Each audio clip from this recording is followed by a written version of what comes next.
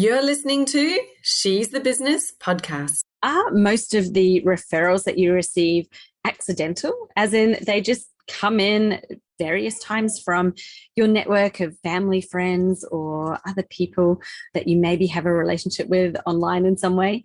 Well, if they are, and if the quality of those referrals is not always the best, maybe not always the right type of client or the right sort of project that you really want to be working on, then it's a sign that you could get much more strategic about how you manage your referral relationships and how you actually get those referral partners, we'll say, or people who are referring to you to refer you the right sort of clients and the right work that you really want to be doing. So if this sounds like you, we've got a really great 3-part process for you to how you get strategic. And it's coming up in today's episode. So stay tuned. Hi, I'm your host, Jessica Osborne. And in my 23 years of business and marketing, I've built many brands to become multi-billion-dollar companies. And just in the last 10 years, I've built 2 online businesses of my own from my dining room table with 2 little babies running around at my feet. I've made it my mission to inspire you to get out of your own way and become the successful business owner who's living the lifestyle you really desire without all the hustle. This is She's the Business podcast, made by women for women. This is your weekly dose of motivation and inspiration. Today, my very special guest is Cara Steinmann. Now, she is someone I've invited here onto the podcast because if anybody knows about relationships and referral-based relationships, then she is your lady. She's a business development strategist and she works with purpose-driven female service entrepreneurs. So she really understands this service-based business model because she's worked in agencies, she's an entrepreneur, works for herself as well as a service provider. She really understands the value and the power of great referrals. Yet so many people are not having what we would call really great referrals. They're just happening by accident. She firmly believes in the collective power of the women is key to dismantling the systems of oppression. She's made it her mission to remove obstacles that keep women separate so they can build more wealth and amplify the impact together. Cara is going to share with you today her signature approach, her unique approach of how she reverse engineered the way that she's built really strong referral networks that led to rapid referrals and way more ideal clients coming in the door. So without further ado, let's play this interview because I know that you, like me, can't wait to hear more about this. Okay, awesome. And I'm here with the lovely Cara Steinmann. Thank you so much for joining me today, Cara. It's lovely to connect with you again. I know we've had a really great chat in the past, and I wanted to bring you on the podcast today because I think we've got a couple of conversations to have that we probably haven't had on the podcast to date that I can think of. And you are definitely the person to have this with. And that is all about referrals, referral relationships, getting strategic. And also I know that you love to live on LinkedIn. That's kind of a favorite place that you hang out. And I want to dive into that a bit. You know, how do we really use it in a way that doesn't feel like awkward or heavy or in that place where people are just using it as a very strange platform to, I don't know, like beat their own chest. It feels a bit like that to me anyway. But that was a very long intro. So welcome. Thank you for being here. I'm excited to be here. Thanks for the invite. Awesome. Now, before we get started, because I know everyone wants to dive into this topic, but can you give us a bit about you? Like, what do you do in your business? Who do you help? And, you know, if you want to share a bit about how you even got into that, that'd be amazing as well. Yeah, sure. Thanks. So I'm Cara Steinmann and I'm a business development consultant, and I work with service-based female entrepreneurs who want to build strategic networks so they don't have to hustle so hard for leads and referrals. And I kind of fell into this after I pivoted a couple of years ago. I worked in content strategy and digital marketing in a more general way after starting out as a specialist. And over the years, as I'm a curious person, I learned more and I started doing more, took a couple agency jobs where they were startups and I had to take on a lot of different hats. And I found myself in a space where I was a generalist after such a long period of time that digital marketing wasn't what it once was. Like when I took my first marketing class 20 years ago, you had to basically know how to code to build a website. Totally. And then I did that in Dreamweaver, right? Yeah. Dreamweaver. I always wanted to learn how to use Dreamweaver, and my brain doesn't work that way. Yeah. So, it saved the internet from a lot of idiots like me who would have put up 10,000 websites because it was fun. Oh my goodness. But I mean, that's eventually what happened. So like fast forward to COVID and, I think our internet bandwidth doubled at that point in time. And so everybody was losing their jobs or quitting their jobs and everybody's a marketer now, and everybody's a writer, and everybody's a designer. And there's just so much happening. I kind of had to start marketing for myself, and I hated it. I just hated it. It was like there was so much pressure to be on Instagram. And I remember one afternoon I was sitting in my office and I posted, because I don't post to Instagram a lot. I don't enjoy it. I posted to Instagram, and I heard my son out in the living room, and he goes, "Oh, Mom, cringy." And I was like, "Oh my God." I was like, "I know, I hate it. What am I doing?" Oh no. Yeah. And I just looked out the window and I was like, "What are we doing? Like, posting all day about things that like I didn't enjoy it. Nobody's paying attention because there's too much noise." And then I found this podcast by Natalie Ekdahl on the Biz Chicks.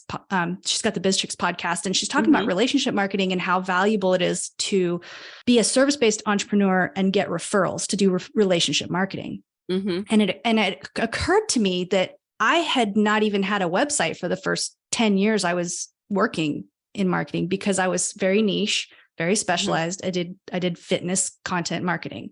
Yeah. And I worked with agencies and white labeled. It was a really niche, specialized type of situation. And as soon as I had gotten away from that, it got harder to get referrals. And there was so much noise that people didn't trust you immediately online the way that they used to. So I kind of went back and realized that I was just brainwashed into thinking I had to market like I had been teaching big companies to market, when it really wasn't the most effective way for me to get business and build trust with my clients. That's so true. And like, it was actually just yesterday, I was having that same thought of, so many of us that come out of a space where we're working with bigger companies or working for bigger companies, doing marketing, and you go into your own business, and how much of that you bring with you, and you don't even kind of like think about it. Like, is this what I should be doing as a small business or micro business? Yeah. And like often the answer actually is no, but yet that's what we know. So it kind of is almost like this default, like, well, I need to be doing this, I need to be doing that, because that's what I've seen, and that's what my experience of marketing has been. And it's just running people into the ground. They're overcooking it, overcomplicating the whole thing. Like, it doesn't need to be that complicated.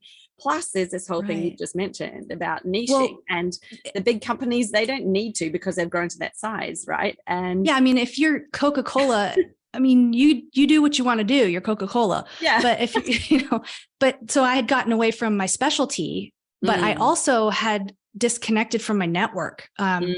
I don't love in-person networking. So when COVID hit, the little bit of in-person networking that I was doing went away.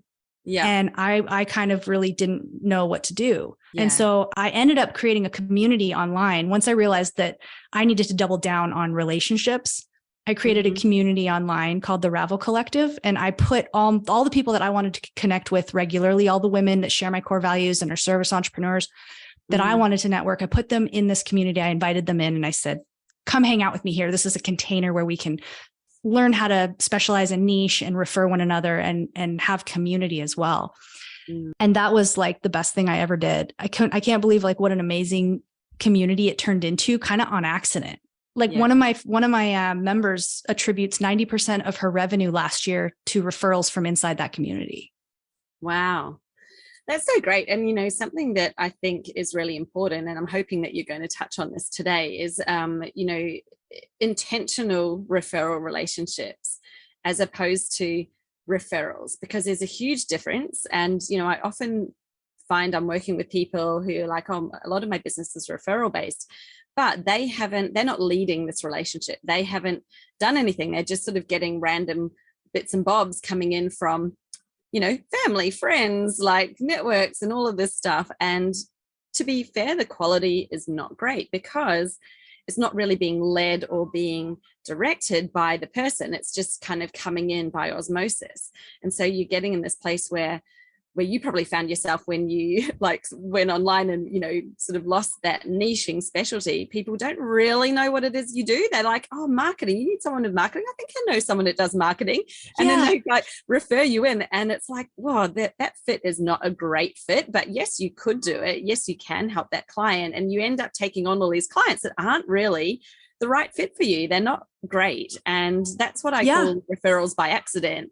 I'm hoping that what you're going to share with us today is a lot more about how you actually be really intentional and strategic about referrals, because they can be absolutely fantastic. I think it's like, would you say, I'm going to go and just make up a number. I reckon 95% of people are not doing it the way to get the actual right sort of clients. They're just sort of taking in referrals and wondering where the next one's coming from.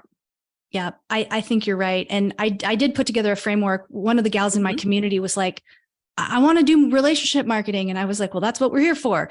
And she was like, but how do you do it? How do you do it? And so I actually had to sit down and like have all this paperwork that has all these frameworks and like plans and notes, because I was like, had to work backwards. How did that work back in the day? And like knowing what I know, I have a psychology degree and I'm obsessed with human behavior. So I was like, based on what I know about people and how they bond and why would someone take action to send business to you?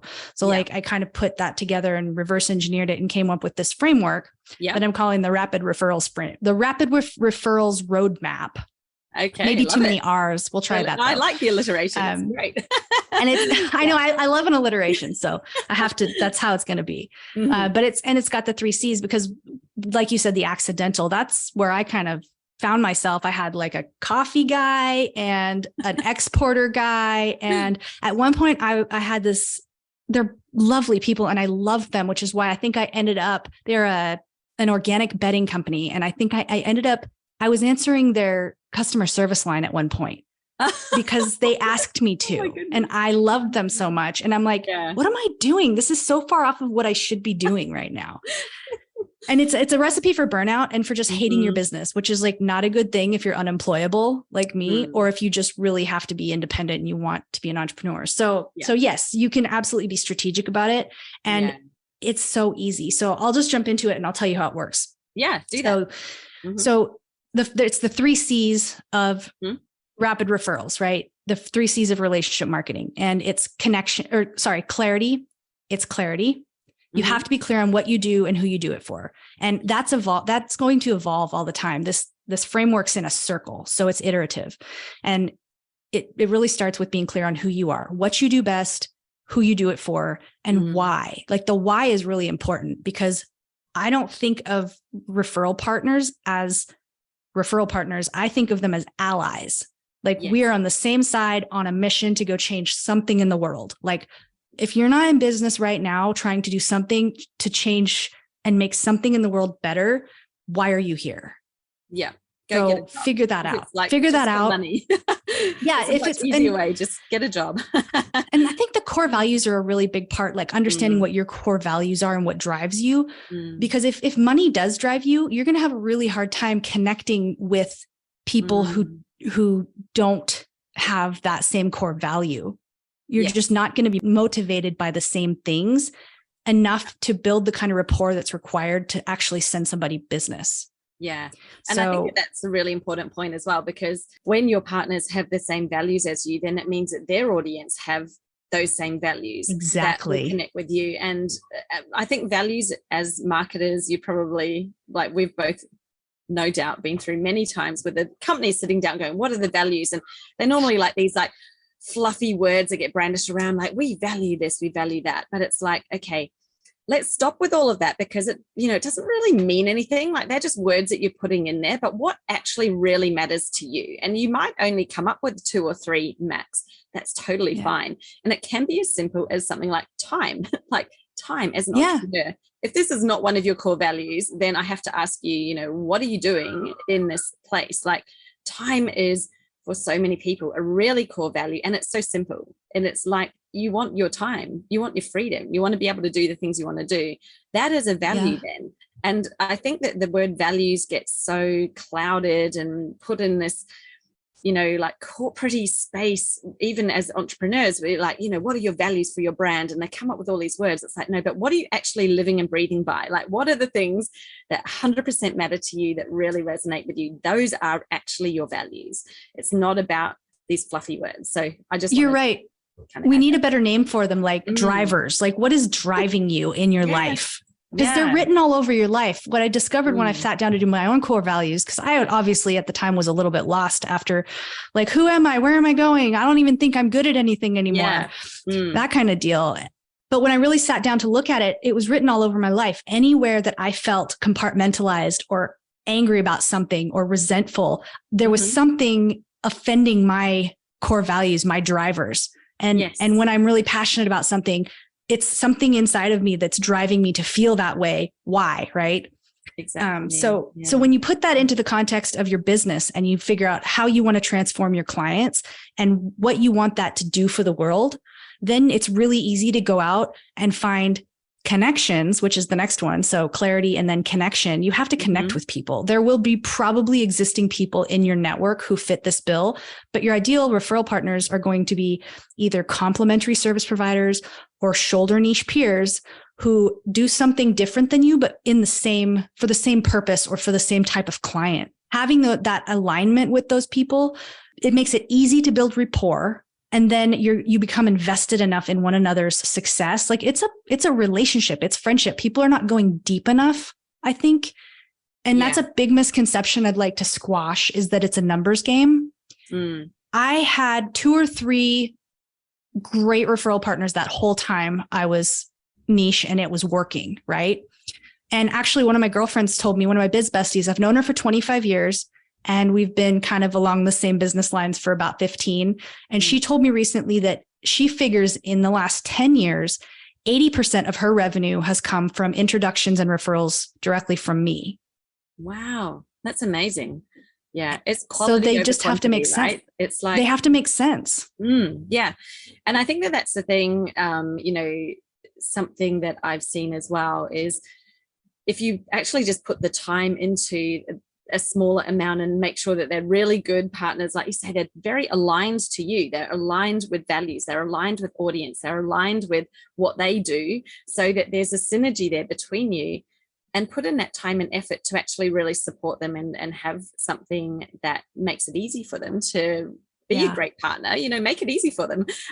Then it works. But you don't, like you said, that's such an important point. I love that you mentioned it. It's not about the number of partners that you have. Like, that's not going to make it more successful. It's like you actually only need a small number, but it's about the quality of that relationship and the time you put into it. Yeah. And people work with people they like. People do things nice for people they like. And it has to be reciprocal. We can't go into these relationships thinking, okay, what can I get out of this person? Now I'll be nice for a little bit, so they'll do something for me. And that, like, if you align with somebody and you want to see the same change in the world as them, and you look on their website and you see that they value freedom and connection like you do, and they want to empower women, maybe. I mean, that's what I look for. So if I listen to a podcast and I hear a woman talking about something that's interesting to me, and I see that she might have the same clients as I have or be in the same industry, I'll connect on LinkedIn, because that's a really great container just to keep in front of people. I'll go on LinkedIn and connect and say, hey, I loved that podcast. You and I are very well aligned. We should connect. And then that conversation's really easy to have, because it's not about what can you do for me. It's about, I like what you're doing. I appreciate you. And everybody, who doesn't want to hear that? Yeah. Oh, I love that. And like, we just need more of that in the world, because I don't know about you, but just the number of people jumping in to a brand new, fresh connection, and it's all just about them and what they want, which is basically you to buy from them. It's like, please, like, let's not start there. Like, this is not. That's so funny you say that. I rarely post on LinkedIn because I just don't enjoy it. I enjoy spending time in the comments section of other people's posts and like my own rare posts. And I spend more time probably in Ravel now, that my online community, than I do in LinkedIn, because there are 100 or so women in there who are amazing. And we're having all these conversations, and those are my people. Yeah. And so, but Sunday evening, I got what you're talking about, one of those aggressive DMs from somebody who was a new connection. And I actually posted about it because I was like, it's Sunday evening. I get on LinkedIn thinking it's going to be somebody I know saying hi or something like that. And it's like hey, have you seen that new offer? We'd like to do this for you. And it was like, I have a new rule. I'm just going to block you if you do that to me.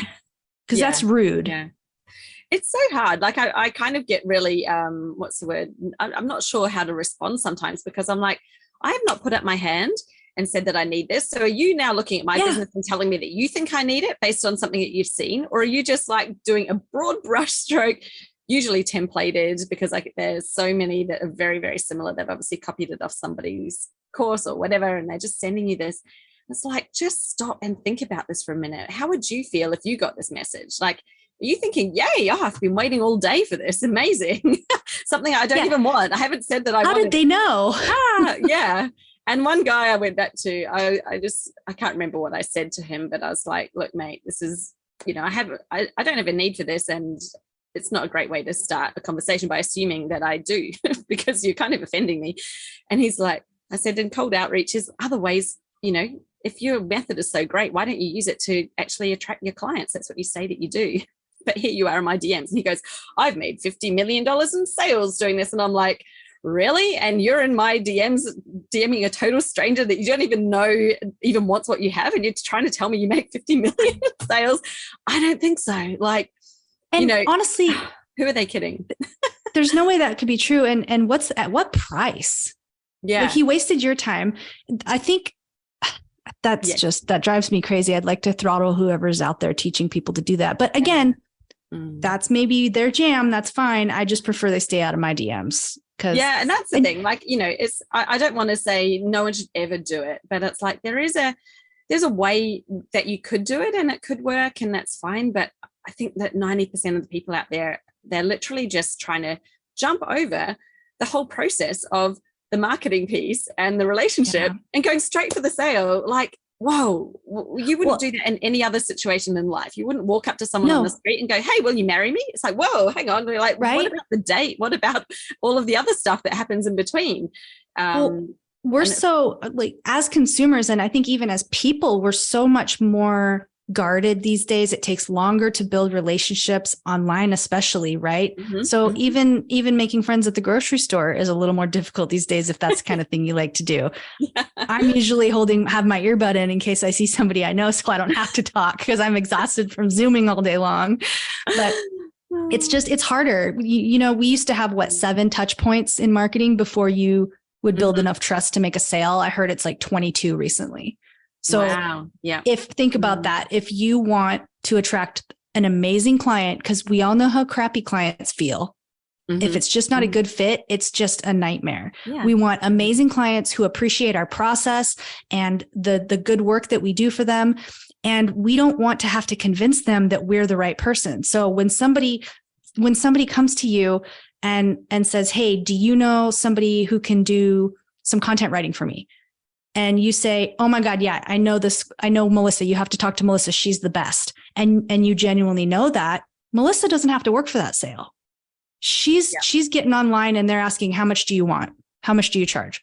Not, well, how do I know you're any good? Or will you deliver? Are you going to be reliable? Can I trust you? Because your trust transferred over. And it's so beautiful. It's so easy. And it doesn't take that many referral partners to make it work. And actually, I don't know if you've heard of Dunbar's number. Robin Dunbar's a behavioral scientist, and he's figured out that there's only Dunbar's number is 150. And that's the number of people you can maintain any kind of close relationship with at one point in time. 150. Anyone beyond that, like the 1,000 people in my connections on LinkedIn or whatever, those are just faces I recognize for the most part, right? And if you need to be really, really close and connected with your referral partners so that they remember to refer you, 150 is about, like, there's probably 15 max, I would say. So find the good ones and let go of anybody else who isn't a really great fit. Because and we don't need it. right? Like Yeah, how many clients do you need? How many referral partners do you need to get those? Like, as you said, it makes the process a lot easier. And it's a really nice way to have some business coming in where you can still do your own, clarity. Like, are we really the right fit? Even though it's been referred, like, let's make sure that we are a good fit. You still do that. But like you said, it can just make that process a lot easier. When you're talking about LinkedIn, I'm keen to have a little chat about this because I've been on it since my corporate days. It was always like the place that you have your corporate online profile. And there's lots of people in my network that I'm still connected to from those days. So I probably get a bit of a mixed bag in my feed. Like, I've definitely been trying to follow and connect with more entrepreneurs. But I still find, as opposed to a platform like Facebook or, even when I'm on Instagram, obviously I'm connected with a different crowd. And I just find LinkedIn really hard going. Like, the stuff I see in the feed, I'm like, ugh, like, okay, like yawn, bore me already. There's no one's really being themselves. No one's showing much personality. Like, a few people are maybe, but I find it hard work. So you were telling me before we got on this, you're like, like LinkedIn, making it really fun and then like a really great platform, but not doing what most people are doing on it. So what do you do on it that makes it fun and makes it a good place to connect? Like, what should we ignore? What should we like not bother about? And what should we do? I love that question because there's so many shoulds. Like, you should do this on LinkedIn. You should do that. And I just can't stand shoulds. Like, we need to question everything we think we should do because somebody has told us and they have an agenda. So I just wrote a 5,000 word, and this is actually funny. I wrote a 5,000 word article about how to have more fun on LinkedIn because I was just feeling so passionate about like, this can be fun. We can do this, you guys. And then I accidentally published it as my first newsletter.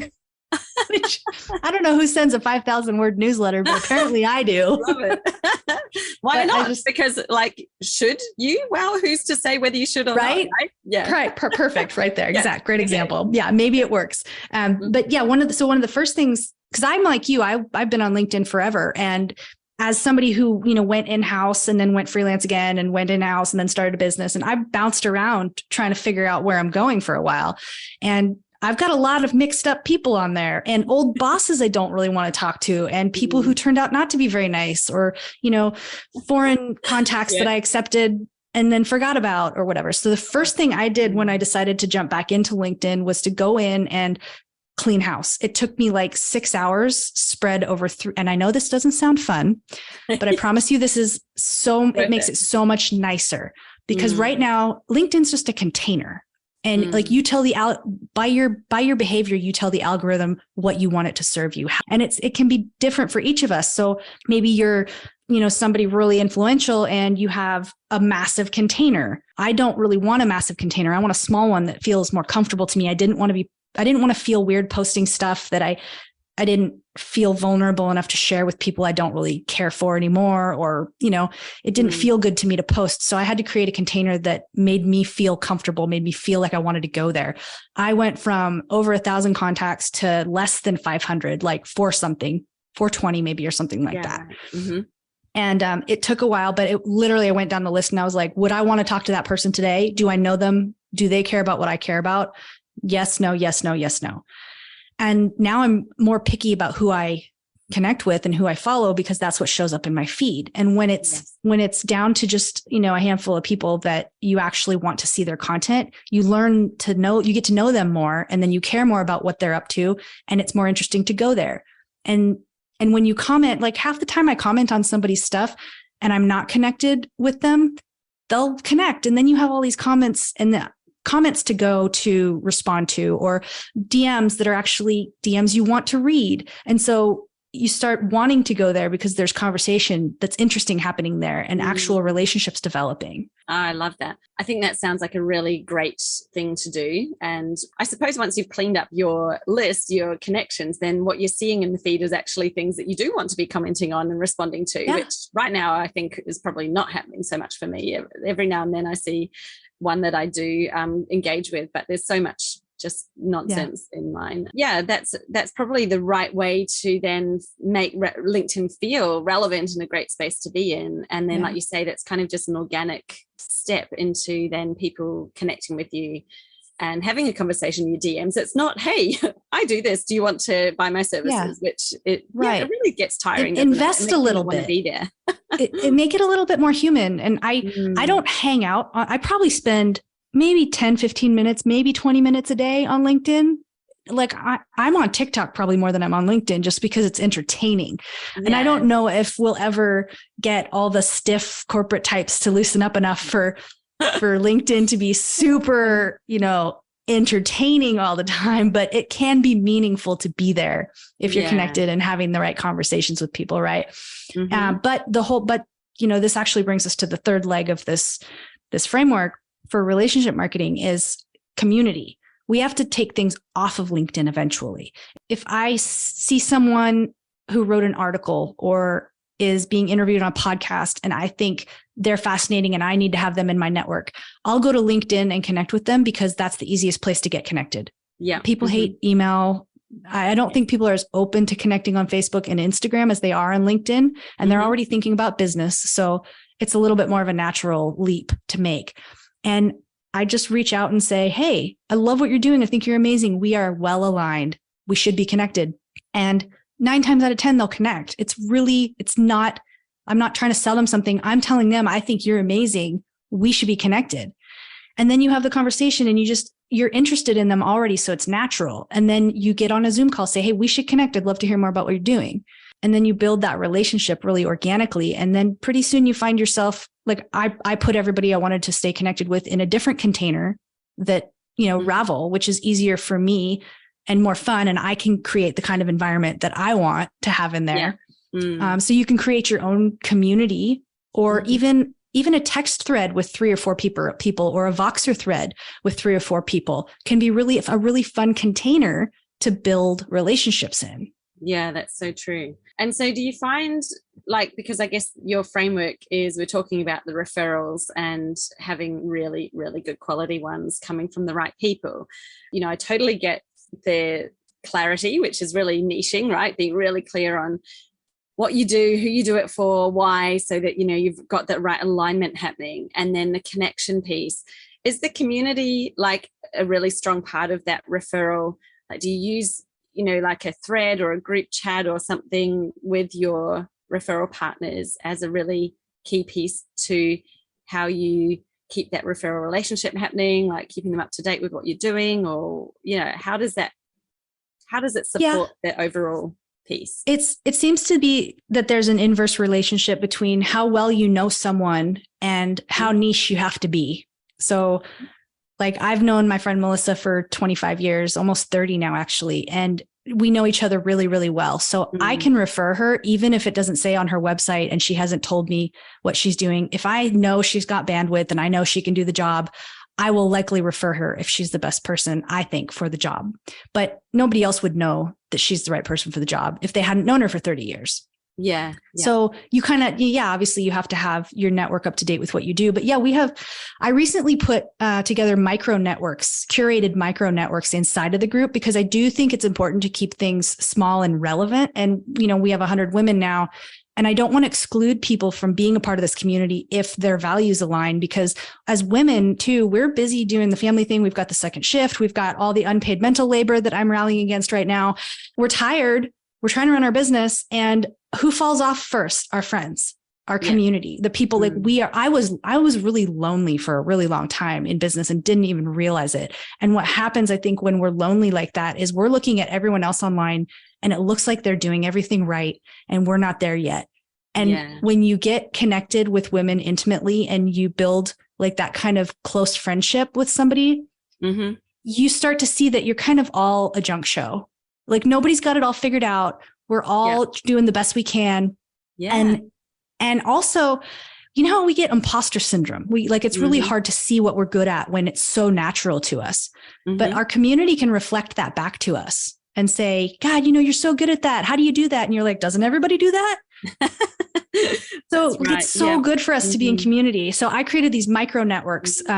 They're networks for complementary service providers. For example, one of them is Agency Allies, and everybody in there, their ideal client are agencies and they're complementary service providers. So we've got a bookkeeper in there. We've got a COO for agencies, like a fractional COO. We've got some content marketers who work for agencies, that kind of thing. And so they have a mastermind once a month, and they stay connected to one another, and they have a private channel. So they're building really specific strategic relationships inside that community. Yeah, I love that.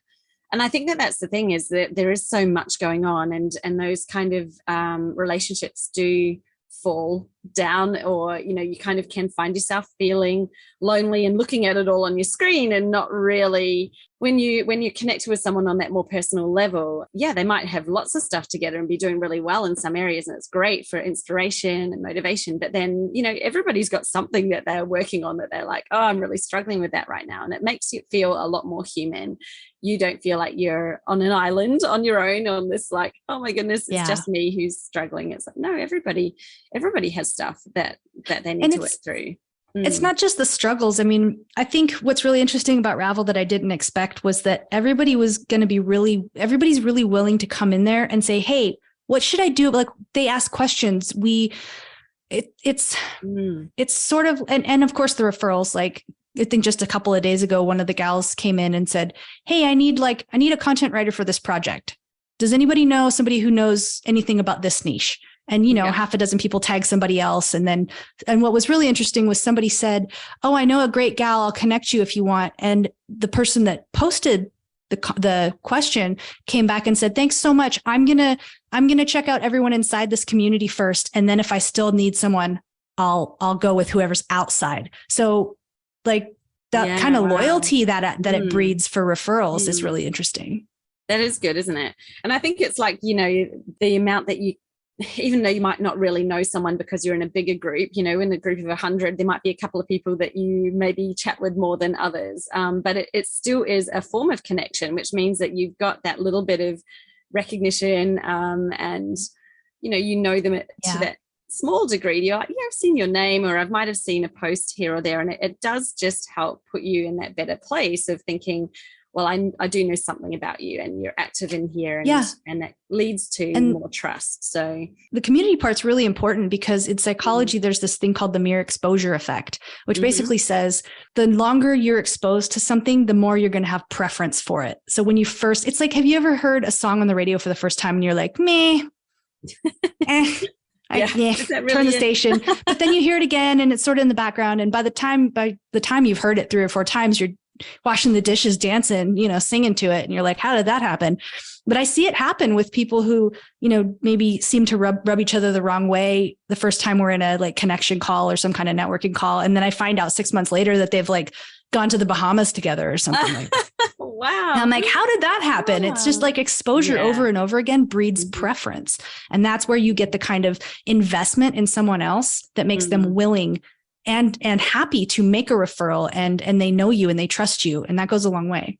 Yeah, that's so true. And I see that I've got, a free Facebook group, but I also have groups within my program. And because it's a lifetime access program, the members stay in there. And it's so interesting because you see the ones who've been there for the longer period of time, they're back and they're chatting and they are still asking questions and feeling like it's a safe space, but they're also really helping respond to some of the newer members that come in. And it just awesome. Creates this really amazing supportive environment that, you just don't get that when you're on your own. And I love that aspect, because people don't come into the program thinking that's what I'm coming in for. They come in for, I want to learn how to do the marketing strategy. I want to really learn how to get clients. And then they actually are like, wow, I didn't even realize that was going to be so influential and so amazing part of it. But it's what they time and time have said to me, wow, that group was just incredible. Like, it just made me feel so supported and so well understood. Oh, that's amazing. It's amazing, isn't it? So yeah, I really understand why connection,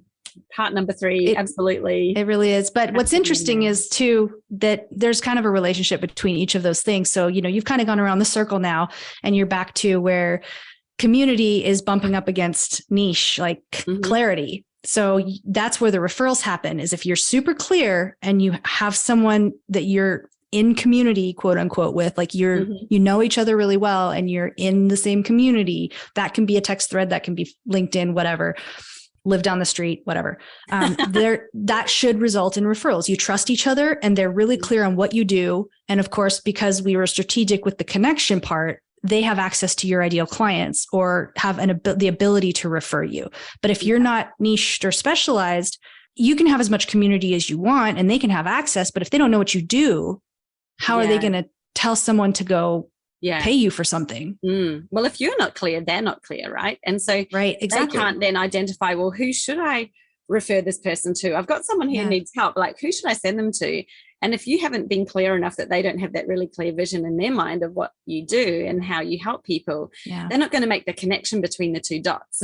And so it doesn't work, does it? So then going around the circle again, the connection, like if you're not clear on who you are and what you do and why it matters, it's harder to make connections because it's not really obvious to the other person why they would want to spend time networking with you. Yeah. But if you're clear, then you know who to reach out to and they know that they should probably reciprocate that connection and make it happen because it looks mutually beneficial. That's so true. Yeah, I love that. Amazing. And well, I think we've just covered so much. And we can talk for hours on all kinds and hopefully of topics, it wasn't too all over the place. No, I think it's a really great place to wrap it up because we've talked about referrals, why they're important, what you actually need to get really good quality ones. So it's not just like random referrals coming in. You know, I say to so many people, referrals can be an amazing part of your business. You do want your own way of having leads as well. But, you know, if you've got a really great referral network, they're sending you quality things. And it's just about, like you said, connecting with the right people. So this has been really valuable, really insightful chat. Thank you so much for sharing that with us, Cara. And if people want to connect with you, where can they best do that? Like, how can they, find you? Where should they reach out and learn a bit more about what you're up to? I'm easiest to find probably on my website at carasteinmann.com. But I also love to connect with people on LinkedIn because it just saves them the trouble of having to go find me on LinkedIn then. So LinkedIn is the easiest. Yep. And I guess you could probably put the link in there somewhere, but it's just whack Cara Steinmann. Yes. Awesome. Yeah. The links will be in the show notes. So drop down there. You can find Cara on her website or over on LinkedIn and connect with her. Like she said, she likes to connect with people who are aligned and who are like-minded people. So this episode has resonated with you, then she would like your connection and we'd like to know about it too. So drop us a review on the podcast or share that with us on LinkedIn as well. I am there too. Like I said, I'm there. I'm going to learn to love it a bit more than I have in the past, especially with Cara's help. So thank you so much, Cara. Is there any final piece that you wanted to share? Do you think a takeaway point that you want someone to finish on? Yeah, I would like to mention that there's a little bit of fear of competition when we start getting connected with people who look like maybe they do something that we do. And I'd like to throw out the possibility that there is no competition because we are all so different and unique. And there's no way that that two people are going to bring the same strengths and values and story and purpose and ability to transform in the same way a client to the same place. Like there's going to be a difference. So I would encourage people when they see people who look like maybe their competition to look at that as an opportunity instead to say, ooh, how might we be different? Because those are the easiest connections to get connected with because you reach out and you say, hey, we are very well aligned here. I see what you do. I do it too. But I think we have different clients, different ideal clients. I'd love to connect and see if we might possibly be able to build a mutually beneficial referral relationship. I might be able to send you referrals. Nobody says no to that. Yeah, absolutely. I love that. And you are so right. It's definitely something that I like to talk about as well, because you are one ingredient in your business and no one else is like you. So that whole place, when you're feeling like there's competition, it's probably because you're still looking at the surface level of like, I offer this service and it's this price, and therefore they're in the same band as me. They're a competitor. But it's like, well, like you just beautifully explained, there's so many layers. Yeah. And like your ideal clients, even though you might be playing in the same kind of area, they're not going to be the same people as other people's ideal clients. And if it feels like they are, it just means that maybe both or dig one deeper. of you isn't being specific enough. Yeah, And it's an opportunity to dig deeper and to Yeah. refine your own process. I know I've had offers over the years that ended up not being like, that's a process, a way that I offer a transformation, right? That I don't offer anymore because it wasn't a good way for my personality to operate over and over again. But somebody else might offer something that way. And there are people who need that too. Exactly. So yes, that's all. No competition. No, we are all unique unicorns. Yeah. And we can accomplish a whole lot more together. Yeah, than definitely. than being separated from one another. So I love that. And it's so good. There's been times where I've had someone on a sales call and I thought, they're not the right person for me. I'm not the right person for them. Like, this isn't a great fit. And it's really wonderful when I'm like, hey, you know what? I know somebody who's probably going to be a really great fit for you. I really recommend getting in touch with them and having a chat, because I love to be able to give them, instead of just leaving them with a dead end, like, I don't think this is going to be the right fit for us. I can actually give them where to go next and save them all that time of like looking and trying to figure it out. And and I've heard really great to be able to do that. I've heard people say that you don't owe somebody anything and you shouldn't feel like you're obligated to do that. But if you're networking and you have people, that's a really great opportunity to build reciprocity with both sides. And reciprocity is really powerful. I don't really believe in paying referral fees, and I don't take referral fees because I think it really messes up the reciprocity cycle. I've had clients that paid me a retainer for things that I really think I would have rather had the reciprocity built up. I think it would have been more valuable over time to have just made those introductions or done that thing for them, and saw where that went eventually someday, because it's really powerful. That is a really great question and thought, I think, to leave people with as well. Like, what does it look like? What if you are just referring people because you're making connections, and then it happens both ways. What you give out, you get back tenfold. So that's just a lovely way to look at it. I know that there's lots of people with different affiliate programs and things like that. And, they also have a place. They've got a time and a place. And, I think that it's sort of applying, well, with your business and with your type of service and what you're doing, is it appropriate or is it actually not? And maybe it even makes it harder for someone to refer to you because they're kind of got to figure out how it all works. Yeah. And like you said, I think affiliate marketing has its place, and there are definitely like different buckets that these things fall into. But I have seen with service-based businesses, some things go wrong with referral fees too. Like somebody pays somebody, $17 for a referral fee on a $5,000 contract. And the person's like, wow, I think I really would have just rather had a thank you at that point. Cause it feels like a little bit like, really? Like, doesn't feel like the right amount there, but that's subjective, right? Yes. And then also I think it can breed a little bit of doubt in the client's mind, perhaps if they find out that you had an agenda. I mean, you have to be completely transparent. And even then, subconsciously, are you going to refer somebody because there's something in it for you, as opposed to it just being the right thing to do for that client and that person? I don't know. I don't have all the answers, but that's how I feel about it. Yeah, I love those questions. And it's definitely something to reflect on and maybe even journal on as well, because just to think about. Think about, well, how does it feel? What feels right to you? And what does that look like? What feels right to you? Like, that's a big part of it too.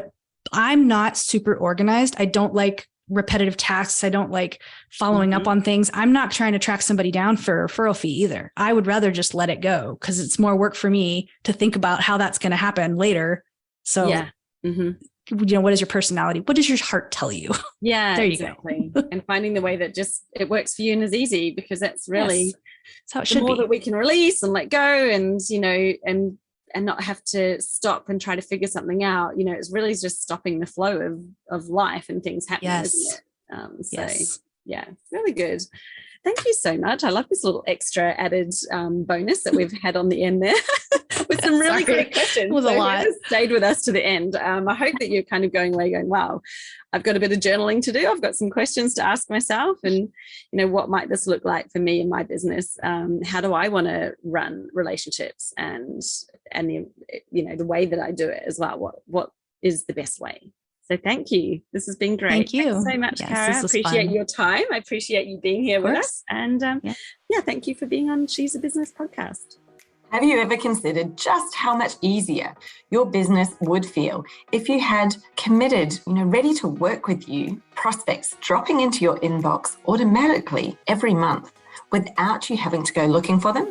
Well, that could be entirely possible. Imagine no ads, no sleazy cold outreach and DMs, no hours and hours spent scrolling social media looking for leads, and definitely not sitting around waiting for the odd referral to drop into your lap. This is about your marketing strategy that turns you into a magnet for committed, high-value clients who are exactly the right fit to work with you and actually ready to work with you as well. So please come and join me for my very short but jam-packed, full of excitement, live training called The Magnetic Formula. This is the only time I'm running this training this year. Come and join me live. It's happening on September the 7th. Mark your diaries. Come and join me, and I'm going to share with you the proven formula that I used and that I teach my clients as well through my programs on how to become the magnet. So you're drawing in those right people to you, and you don't have to spend your precious time out there hunting down sales. I know we all have time that we'd much rather be spending with our families, for ourselves, doing something else. And that's exactly what being in business is all about. It's about creating the life that you really want. So come and let me show you how. Head to jessicaosborne.com/magnetic or drop into the show notes. I put the link there for you. Come and get yourself on the list. Register before all the space is gone. Seats for this training are limited. It's online, yes, but it has got a limited capacity. So make sure you get your name on the list today so that you don't miss out. And I'll see you there on September the 7th.